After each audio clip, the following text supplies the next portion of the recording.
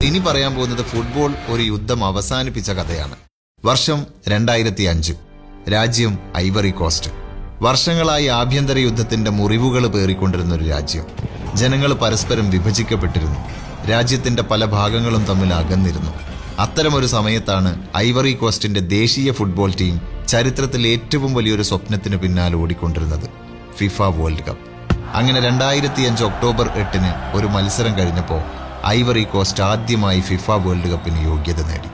കളിക്കാർ ആഘോഷിച്ചു, രാജ്യം മുഴുവൻ ആർപ്പു വിളിച്ചു. പക്ഷെ ആ ആഘോഷത്തിനിടയിൽ ഒരു മനുഷ്യൻ ക്യാമറയുടെ മുന്നിലേക്ക് നടന്നു വന്നു. ദിദിയർ ദ്രോഗ്ബ.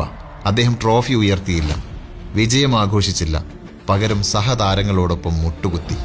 പിന്നെ യുദ്ധം കൊണ്ട് വിഭജിക്കപ്പെട്ട തന്റെ രാജ്യത്തോട് ഒരു അഭ്യർത്ഥന നടത്തി. നമ്മൾ ഇന്ന് തെളിയിച്ചു, ഒരുമിച്ച് നിൽക്കുമ്പോൾ നമുക്ക് വിജയിക്കാം. അതുകൊണ്ട് ദയവായി ആയുധങ്ങൾ താഴ്വെക്കൂ, നമുക്ക് സമാധാനത്തോടെ ജീവിക്കാം. അതൊരു രാഷ്ട്രീയ നേതാവിന്റെ പ്രസംഗമായിരുന്നില്ല, ഒരു പ്രസിഡന്റിന്റെ ആഹ്വാനവുമായിരുന്നില്ല, കേവലം ഒരു ഫുട്ബോൾ താരത്തിന്റെ അപേക്ഷ മാത്രമായിരുന്നു. പക്ഷെ ആ വാക്കുകൾ കൊണ്ടത് ആ രാജ്യത്തിന്റെ ഹൃദയത്തിലായിരുന്നു. പിന്നീട് ഐവറി കോസ്റ്റിന്റെ സമാധാന ശ്രമങ്ങൾക്ക് അത് വലിയൊരു പ്രചോദനമായിട്ട് മാറി. ഇന്നും ലോകം ദിദിയർ ദ്രോഗ്ബയെ ഓർക്കുന്നത് അദ്ദേഹം നേടിയ ഗോളുകൾ കൊണ്ട് മാത്രമല്ല, ഒരു രാജ്യത്തെ വീണ്ടും ഒരുമിച്ച് സ്വപ്നം കാണാൻ പ്രേരിപ്പിച്ചതിന്റെ പേരിലും കൂടിയാണ്.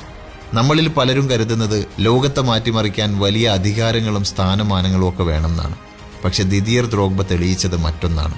ആത്മാർത്ഥമായ ഒരു വാക്ക് അധികാരത്തിന്റെ 1000 വാചകങ്ങളെക്കാൾ ശക്തമാണ്. Beyond 90 minutes. സ്കോർ ബോർഡിൽ കാണാത്ത ഫുട്ബോൾ കഥകൾ. Super hits red FM. കേൾക്കൂ കേൾക്കൂ, കേട്ടുകൊണ്ടേയിരിക്കൂ.